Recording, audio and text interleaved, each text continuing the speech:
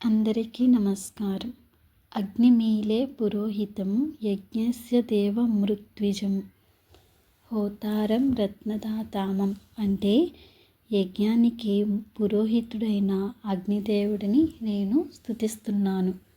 అతను దేవతలకు యజ్ఞాన్ని చేరవేసే హోత అంటే మధ్యవర్తి అండ్ శ్రేయస్సును ఇచ్చేవాడు అని అర్థం. అదేవిధంగా మనకు అన్నప్రసాదం ఇచ్చిన అన్నపూర్ణాదేవికి నమస్కారం చేసుకుందాం. అన్నపూర్ణ సదాపూర్ణి శంకర ప్రాణవల్లభే జ్ఞాన వైరాగ్య సిద్ధ్యర్థం భిక్షాందేహి చ పార్వతి అంటే అన్నపూర్ణాదేవి ఎప్పుడు అన్నం ఇచ్చే తల్లి, మాకు జ్ఞానం మరియు శుభం కలగాలని ఆశీర్వదించు అని నమస్కారం చేసుకోవాలి. ఒక్కటి చెప్తా వినండి.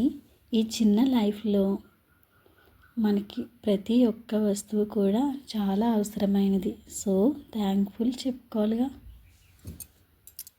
ఈ వీడియో చాలా ఇంపార్టెంట్ అయింది.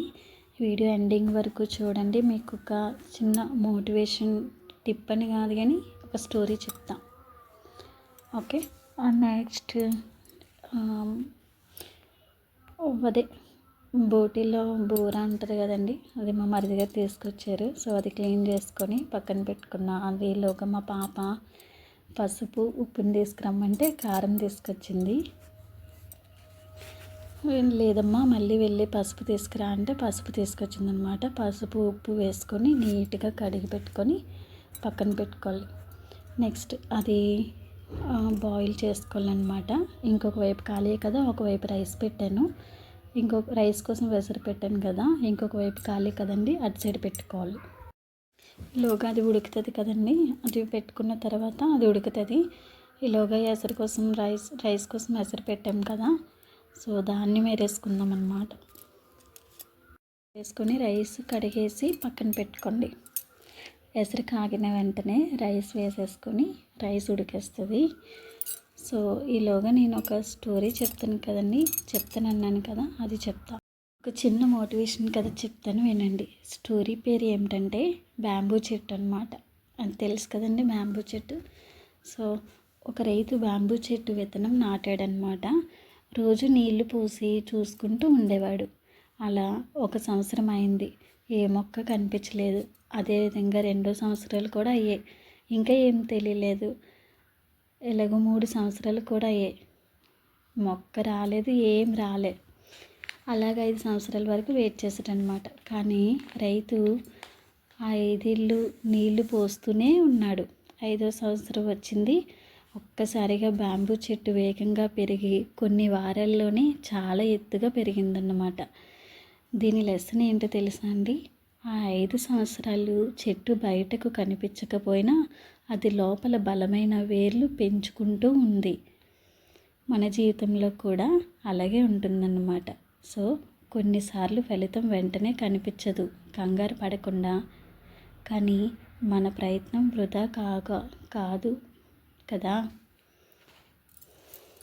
ఈ స్టోరీకి ఇంగ్లీష్లో చెప్పాలి అంటే patience plus hard work equals to big success అన్నమాట. అర్థమైంది కదండి, చాలా బాగా అర్థమై ఉంటుంది. సో మీరు కూడా అలా కంగారు పడకుండా సక్సెస్ ఎప్పటికైనా వస్తుంది. మీరు టైం వేస్ట్ చేసుకోకుండా మీ టైంను అలా అంటే ఏదో ఒకటి నేర్చుకుంటూ ఉండాలన్నమాట. ఎప్పటికైనా వస్తూ ఉంటుంది. ఒకవేళ రాకపోయినా దాని నుంచి ఏదో ఒక లెసన్ మనం నేర్చుకుంటాం కదా. సో ఇప్పుడు ప్రాసెస్ చూస్తే రైస్ ఉడుకుతుందన్నమాట. రైస్ ఇలా ఉడికిన వెంటనే ఇలా ఉడికేసరికి చూడండి, పక్క నుంచి అది కర్రీ కోసం చేస్తున్నాను కదా, నిజంగా బూరలాగే పొంగేదండి. బూర అన్నందుకల్లా బూరలాగే పొంగేది.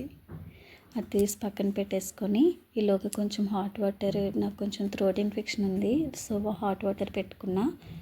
హాట్ వాటర్ అయిన వెంటనే ఈలోగా రైస్ కూడా ఉడికేస్తుంది అనమాట.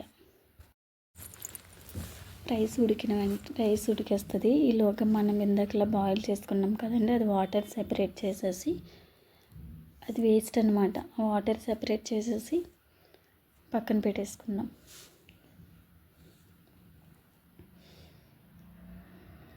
రైస్ అలా పొంగు వస్తుంది కదండి, ఉడికేస్తుంది తొందరగానే. చాలా కష్టం అనుకుంటాం కదండి, కానీ మన గ్రాండ్ పేరెంట్స్ కానీ అమ్మమ్మ వాళ్ళు కానీ అలా చేస్తూనే ఉండేవారు కదా. అలా చేస్తూనే ఇంట్లో కూడా వర్క్ ప్యారలల్గా చేసుకోవచ్చు. ఇది చేసుకుందాం. రైస్ ఉడికేసింది. నాకు ఎందుకనండి ట్రెడిషనల్ అంటేనే చాలా ఇష్టం అన్నమాట. కొంచెం కష్టమైనా ఇష్టపడి చేస్తాను. ఇలా చేసుకున్న తర్వాత నెక్స్ట్ కర్రీ కోసం బాండి పెట్టేసుకొని అది ఈలోగా వేడెక్కుతుంది. ఈలోగా మనం మసాలాలు ఎక్కువేం అవసరం లేదు. మసాలాల కోసం కొంచెం జీలకర్ర, 2 ఎండుమిర్చి, అలాగే 2 వెల్లుల్లి రెబ్బలు, 1 ఇంచు అల్లం, ఒక పెద్ద సైజు ఉల్లిపాయ, ఒక పెద్ద సైజు టమాటో సరిపోతుంది. ఇదే మసాలా, ఇంకేం వేయని అవసరం లేదు. గ్రైండ్ చేసుకొని పక్కన పెట్టేసుకుందాం. బాండి వేడెక్కిపోయింది కదా, అందులో కాస్త ఆయిల్ వేసుకొని, తొందరగా అయిపోతుందండి, ముందుగానే బాయిల్ చేసుకున్నాం కదా.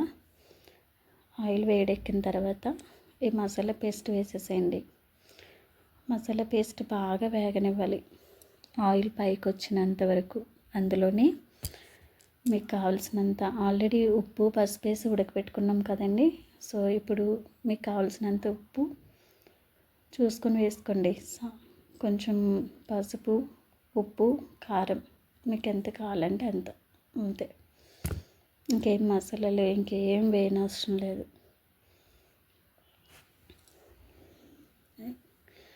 బాగా వేయించాలి ఆయిల్ పైకి వచ్చినంత వరకున.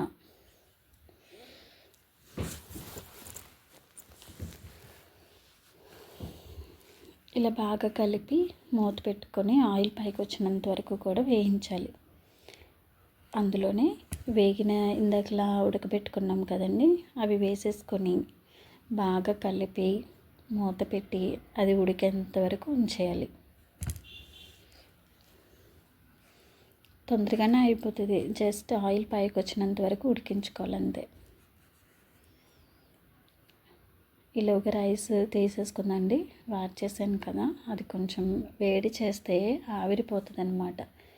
ఇప్పుడంటే కుక్కర్స్లోనే అందులోనే చేసుకొని మధ్యాహ్నం పెట్టుకుంటే నైట్కి కూడా తినలేం. కానీ ఒకప్పుడైతే ఉదయాన్నే రైస్ పెడితే సాయంత్రం వరకు కూడా పాడేది కాదు, గట్టి పడేది కాదు, అంత బాగుండేది. చూసారా, ఆయిల్ పైకి వచ్చేసి మొత్తం ఆ పీసెస్కి అంతా నేను వేసిన మసాలా పేస్ట్ అంతా ఇంకుతుందన్నమాట. చూసారా, ఆయిల్ పైకి వచ్చింది. ఇప్పుడు ఈ టైంలో ఇందాకలా మిక్సీ జార్లో కొంచెం ఉంటుంది కదండి, అందులో కొంచెం వాటర్ పోసుకొని ఆ వాటర్ని అందులో వేసేసి బాగా కలిపి మూత పెట్టేయండి. అంటే మసాలాలు మాడిపోకుండా అన్నీ, అంటే సాల్ట్ అన్నీ కలుసుకోవడానికి బాగుంటాయి. లోగా హాట్ వాటర్ పెట్టుకున్నాను కదండి, హాట్ వాటర్ ఇందులో వేసేసుకుంటున్నాను. బాగా తలతలా మరుగుతాయి అన్నమాట. చాలా స్లోగా అయినా బాగుంటుంది కర్రీ. చూసారా ఎంత బాగుందో, టేస్ట్ కూడా చాలా బాగుంటుంది. ట్రై చేయండి. పోనీ ఈ కుంపటి పొయ్యి మీద కాకపోయినా సరే దేనొక దానిపైన మీకు ఏది ఇష్టమైతే దానిపైన. కానీ ప్రాసెస్ ఈ విధంగా ఎక్కువగా మసాలాలు కానీ ఏవైనా ఎక్కువగా వేసుకుంటే మన హెల్త్ ఇష్యూస్ కూడా వస్తూ ఉంటాయి అన్నమాట. లాస్ట్లో కొంచెం కొత్తిమీర వేసేసి బాగా కలిపి దించేసుకోవడమే. చాలా సింపుల్ కదండి, ఎక్కువగా ఏమీ వేయకున్నా చక్కగా ఉన్న వాటితోనే టేస్టీగా చేసుకుంటాం. దించేసుకున్న తర్వాత కొంచెం చారు కోసం పెట్టుకున్నాండి. చారు అంటే చూడండి, ఇలా ట్రై చేయండి ఎప్పుడైనా సరే, చాలా టేస్టీగా ఉంటుంది. దట్టు హెల్త్ కూడా చాలా మంచిదన్నమాట. ఫస్ట్ ఆ గిన్నెలోన కొంచెం నువ్వుల నూనె వేసుకొని అందులోనే కొంచెం జీలకర్ర, 2 వెల్లుల్లి రెబ్బలు, అలాగే 2 ఎండుమిర్చి వేసుకొని బాగా కలుపుకొని ఒక చింతబొట్ట, అంటే ఒక బొట్ట వేసుకొని బాగా వేగిన తర్వాత మీకు ఎంత వాటర్ కావాలంటే అంత వాటర్ వేసుకోండి.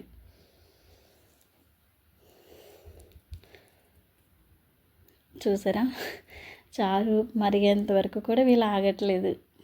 ఎప్పుడెప్పుడా అని ఎదురు చూస్తూ తింటూనే ఉంటారు. ఆల్రెడీ మధ్యలో ఉడికేటప్పుడే తినేసారనుకోండి. చారు మరిగినంత వరకు ఉండలేదన్నమాట. మా పాప మా మరిది గారు, మా పాప చూడండి చాలా యాక్టివ్గా అలా ఉంటుందన్నమాట. హెల్ప్ చేస్తుందండి బాగా. ఇలాగ చారు చూసారా, ఇలా పొంగు వచ్చేటప్పుడు లాస్ట్లో కొంచెం ఉప్పు వేసుకొని కలుపుకొని మూత పెట్టేస్తే బాగా తలతలా మరుగుతుంది అనమాట. ఒక 2 మినిట్స్ మరిగిన తర్వాత ఆపేయడమే. ఈరోజు స్టోరీ మీకు నచ్చిందా అండి?